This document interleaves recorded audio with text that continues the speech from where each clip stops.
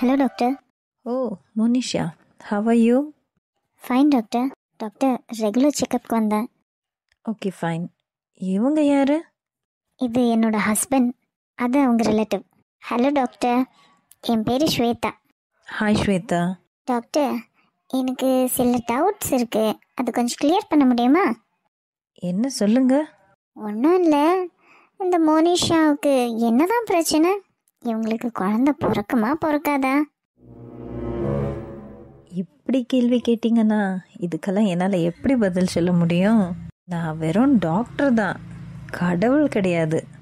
அப்போ அவங்க இங்கே ட்ரீட்மெண்ட் எடுத்தாலும் ஒன்றும் யூஸ் இல்லைன்றீங்களா? அது எப்படி யூஸ் இல்லைன்னு சொல்ல முடியும்? எங்களால் முடிகிற அளவு நாங்கள் ட்ரீட் பண்ணுவோம், மற்றதெல்லாம் கடவுள் கையில். அப்பனா நீங்கள் பண்ணுறது ஒன்றும் யூஸ் இல்லைன்னு டைரெக்டாக சொல்ல வேண்டியது தானே? ஸ்வேதா, போதும் நிறுத்து. அட, அதுக்கு இல்லை மாமா, நம்மளுக்கு இருக்கிற சந்தேகத்தெல்லாம் நம்ம கேட்டு தீர்த்துக்கணும்ல. You are right miss Shweta. அதானே, டாக்டர் ரைட்டுன்றாங்க, நீங்கள் இதுக்கு கடுப்பாக்குறீங்க. உங்கள் மனசில் கூட சில சந்தேகம்லாம் இருக்கும்ல, எல்லாத்தையும் சேர்த்து நானே கேட்டு பதில் வாங்கிடுறேன். டாக்டர்கிட்டயோ வக்கீல்கிட்டயும் போய் சொல்லக்கூடாதுன்னு சொல்லுவாங்க. உங்ககிட்ட மூடி மறைக்க என்ன இருக்கு? இவரோட முறை பொண்ணு தான் நான். இவங்களுக்கு கல்யாணம் ஆகி இன்னும் குழந்தை இல்லை. அதான் அவங்களுக்கு குழந்தை கிடைக்குமா கிடைக்காதான்னு ஓப்பனாக சொல்லிடுங்க. அப்படி அவங்களுக்கு குழந்தை பிறக்கிறது இல்லைன்ற நிலைமை இருந்துச்சுன்னா நானும் என் மாமாவும் கல்யாணம் பண்ணிக்கணுன்ற முடிவில் இருக்கிறோம். Shweta. Monisha, what is this? Doctor, அவங்க ஏதோ சின்ன பொண்ணு தெரியாமல் பேசுகிறாங்க. ப்ளீஸ் சார், உங்கள் முறை பொண்ணை கூப்பிட்டுன்னு கொஞ்சம் வெளியே போகிறீங்களா? I want to check her.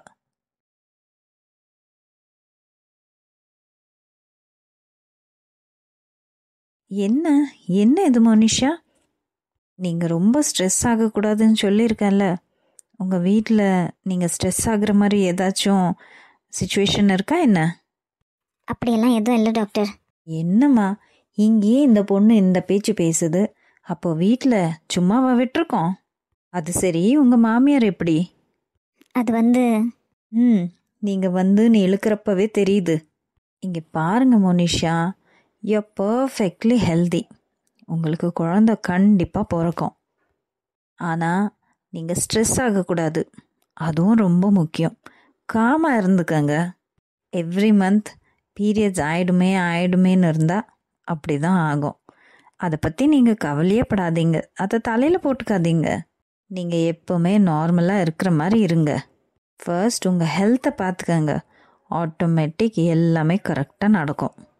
இந்த முறையும் பீரியட்ஸ் ஆயிட்டீங்க அதுதானே? ஆமாம் டாக்டர். உங்கள் ஹஸ்பண்டோட முகத்தில் ஒரு வருத்தம் தெரியுது. குழந்தைக்கு ரொம்ப எக்ஸ்பெக்ட் பண்ணுறாரோ? அவர் மட்டும் இல்லை, நானும் தான் டாக்டர். இந்த குழந்தைய வச்சு தான் என் லைஃபே இருக்குது.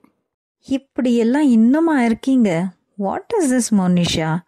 என்ன செய்யறது மேடம், வெளியேந்து பார்க்குறதுக்கு சில்லியாக தான் தெரியும். பட் அந்த இடத்துல வாழறது நான் தானே. அங்கே என்ன சுச்சுவேஷன், யார் யார் எப்படின்னு எனக்கு மட்டும்தானே மேடம் தெரியும். Okay Monisha, anyway take care. உங்களுக்கு நான் கொஞ்சம் விட்டமின் டேப்லெட்ஸ் எழுதி தரேன், அது கூடவே ஃபோலிக் ஆசிட் டேப்லெட்ஸும் எழுதி தரேன். எல்லாமே ஒழுங்காக எடுத்துக்கோங்க, ஸ்ட்ரெயின் பண்ணிக்காதீங்க. இது மட்டும்தான் என்னால் சொல்ல முடியும். Okay doctor. அப்புறமா நெக்ஸ்ட் டைம் வரப்போ இந்த ஓவரை பேசினாலே அந்த பொண்ணை கூப்பிட்டுன்னு வராதீங்க. ஆன அளவு அந்த பொண்ணை வீட்டில் வச்சுக்காதீங்க, அவ்வளவுதான் என்னால் சொல்ல முடியும். இதை நான் ஒரு டாக்டராக சொல்லலை, உங்களோட ஃப்ரெண்டாக சொல்கிறேன். Okay doctor. ஓகேம்மா, டேக் கேர். Thank you doctor. என்ன தமிழ் முகம் வருத்தப்படுற மாதிரி இருக்கா? எனக்கே தான் அப்படி தெரியலையே. ஒருவேளை அவங்களும் ரொம்ப எக்ஸ்பெக்ட் பண்ணுறாங்களோ? வீட்டுக்கு போய் விசாரிப்போம். மாமா, இங்கே இருக்கீங்க? எங்கெல்லாம் உங்களை தேடுறது? என்னம்மா, என்னாச்சு? ஐயோ மாமா, அங்க அத்தை மயங்கி விழுந்துட்டாங்க, சீக்கிரம் வாங்க. என்ன சொல்ற? பைரவி மயங்கி விழுந்துட்டா? ஏன், என்னாச்சு அவளுக்கு? தெரியல மாமா, ராக்கி கிட்ட பேசின்னு இருந்தாங்களா, என்ன ஆச்சுன்னு தெரியல, மயங்கி விழுந்துட்டாங்க. கிருஷ்ண மாமா ஹாஸ்பிட்டல் கூப்பிட்டுன்னு போயின்னு இருக்காரு, சீக்கிரம் வாங்க நீங்களும். சமந்தி, நீங்க பாத்துக்கோங்க, நான் என்ன ஏதுன்னு பாத்துட்டு வந்துடுறேன். ஐயோ முதல்ல நீங்க போங்க, பின்னாடியே நானும் என் பொண்டாட்டிக்கிட்ட சொல்லிட்டு வரேன். ம் சரிங்க சமந்தி. வா கிருத்தி, நடு போலாம்.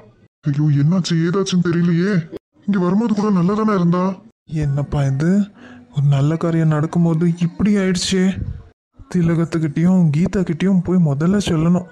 நல்ல வேலை தாலி எல்லாம் கட்டியாச்சு. எல்லாரையும் ஹாஸ்பிட்டல் கூட்டின்னு போய் என்ன ஆச்சு ஏதாச்சுன்னு பார்க்கணும். திலகம், திலகம்.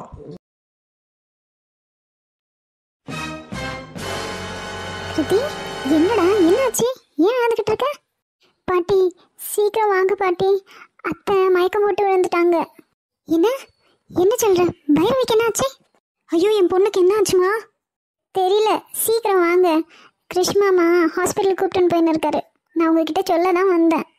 ஐயோ என் பொண்ணுக்கு என்ன ஆச்சுன்னு தெரியலையே. சமந்தியம்மா சீக்கிரம் வாங்க, நான் கிளம்புறேன்.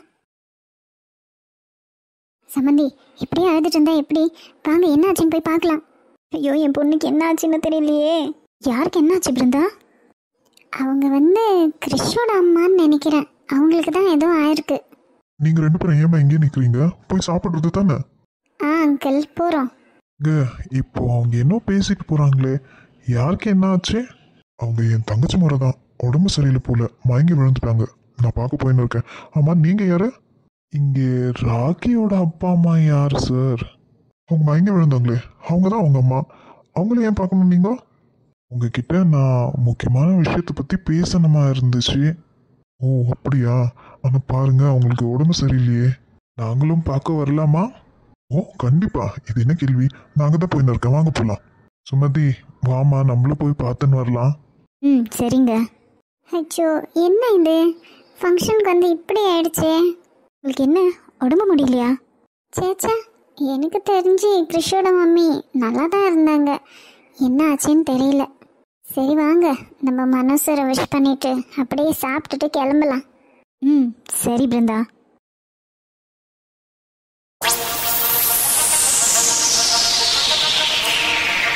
கல்யாணம் ரொம்ப நிறைவாக நடந்துச்சு. ரொம்ப சந்தோஷம்.